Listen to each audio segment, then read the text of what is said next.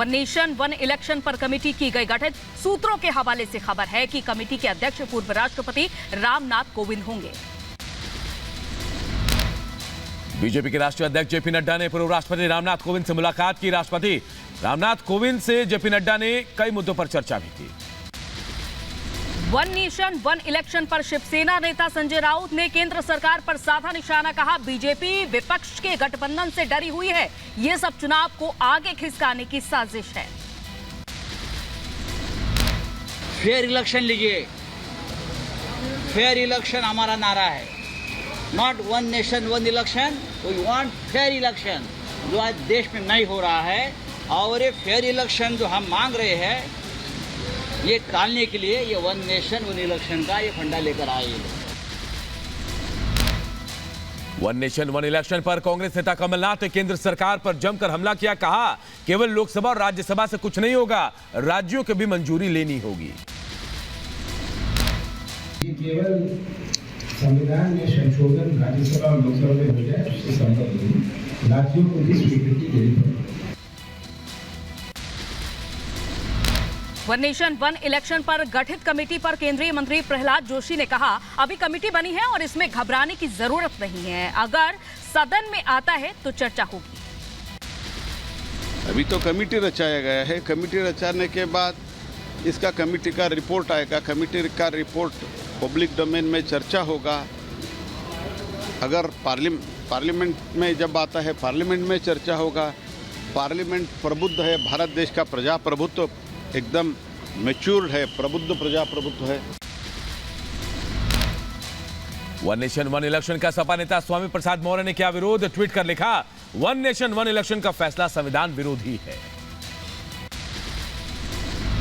मुंबई में आज विपक्षी गठबंधन इंडिया की बैठक का दूसरा दिन है। सूत्रों की माने तो आज की बैठक में भी लोगो लॉन्च के टलने की खबर आ रही है। INDIA गठबंधन की तीसरी बैठक मुंबई में हो रही है। राहुल, सोनिया, ममता, केजरीवाल समेत 26 दलों के नेता शामिल हुए हैं। सीट शेयरिंग को लेकर चर्चा हुई है।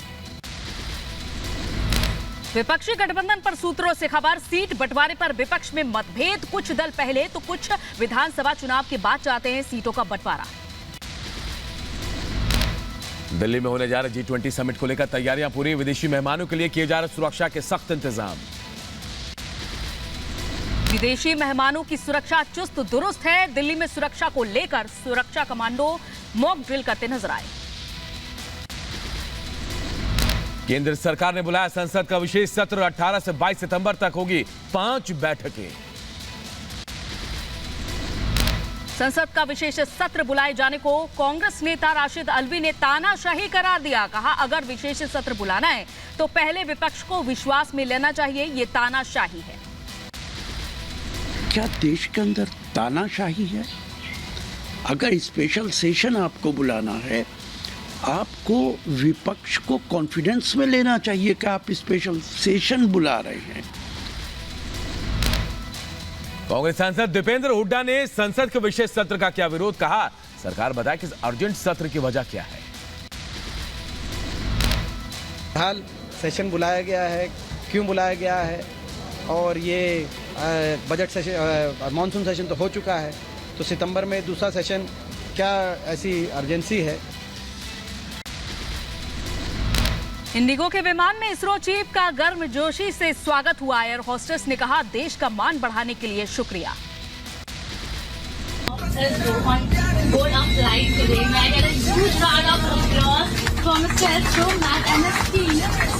We are proud to have you on board, sir. Thank you so much for making India proud.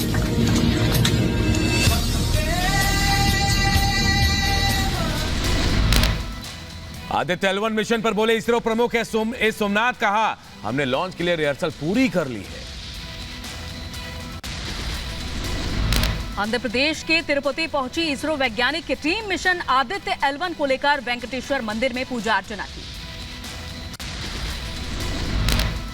UP के झांसी में इसरो की सीनियर साइंटिस्ट सुप्रिया वर्मा का जोरदार स्वागत। चंद्रयान 3 की सफलता के बाद भेल में किया गया भव्य स्वागत। यूपी के अंबेडकर नगर में चंद्रयान 3 का प्रतीकात्मक मॉडल लेकर छात्रों ने निकाली रैली। वंदे मातरम और भारत माता की जय के नारे लगाए। आज से 2 दिन छत्तीसगढ़ में रहेंगे केंद्रीय गृह मंत्री अमित शाह। प्रदेश में बीजेपी की सरकार बनाने के लिए माहौल तैयार करेंगे शाह। नवा रायपुर में बीजेपी पदाधिकारियों की मैराथन बैठक में हिस्सा लेंगे अमित शाह। आज शाम 6:40 पर रायपुर पहुंचेंगे गृह मंत्री। आज से बीजेपी का मेरा माटी मेरा देश अभियान की शुरुआत गृह मंत्री अमित शाह करेंगे। अभियान की शुरुआत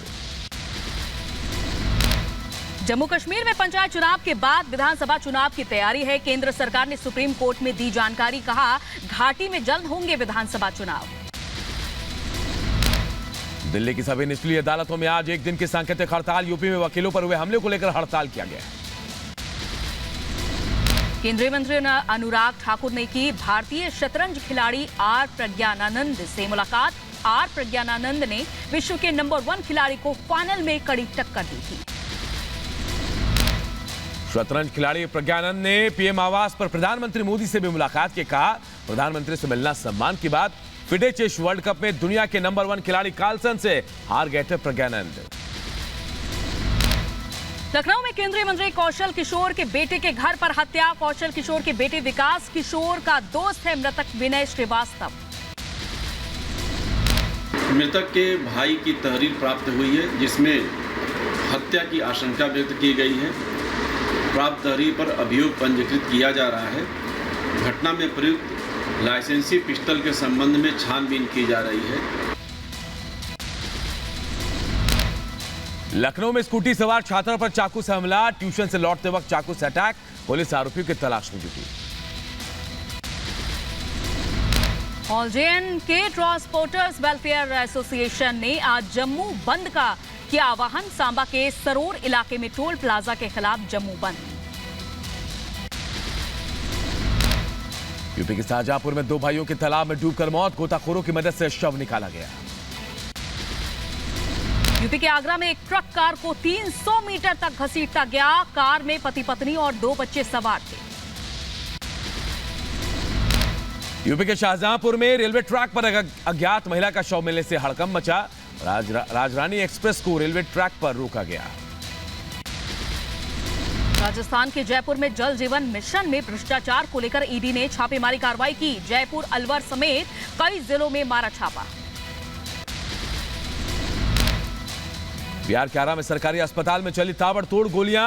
पत्नी की डिलीवरी कराने गए युवकों पर गोलीबारी। 3 युवक घायल हुए हैं।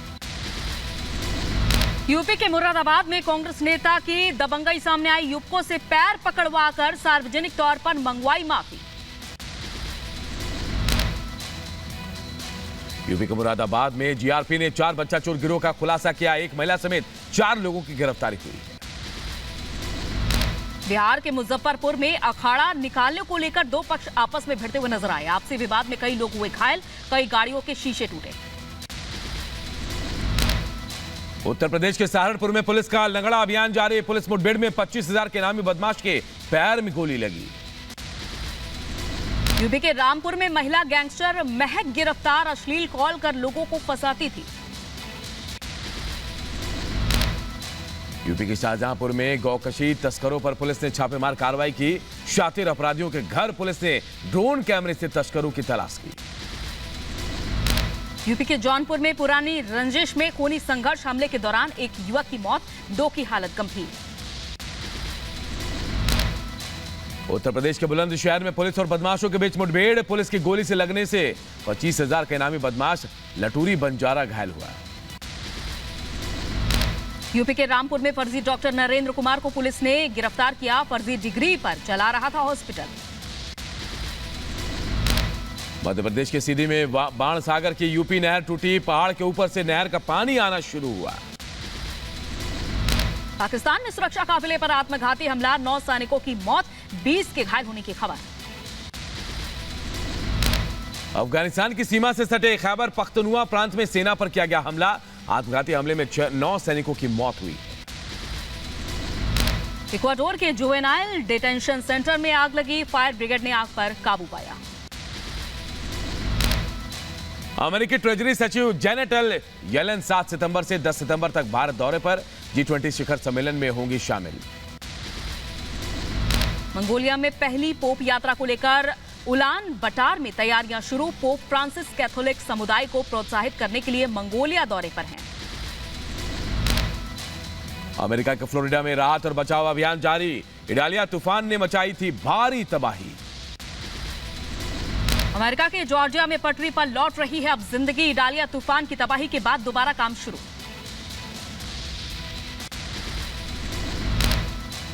फिलीपींस के कपड़ा फैक्ट्री में भीषण आग। 2 मंजिला इमारत में आग लगने से 16 लोगों की मौत। इडालिया तूफान से भारी बारिश की वजह से उत्तरी कैरोलिना और वर्जीनिया के कुछ हिस्सों में आई बाढ़। कई जगहों पर बिजली हुई गुल।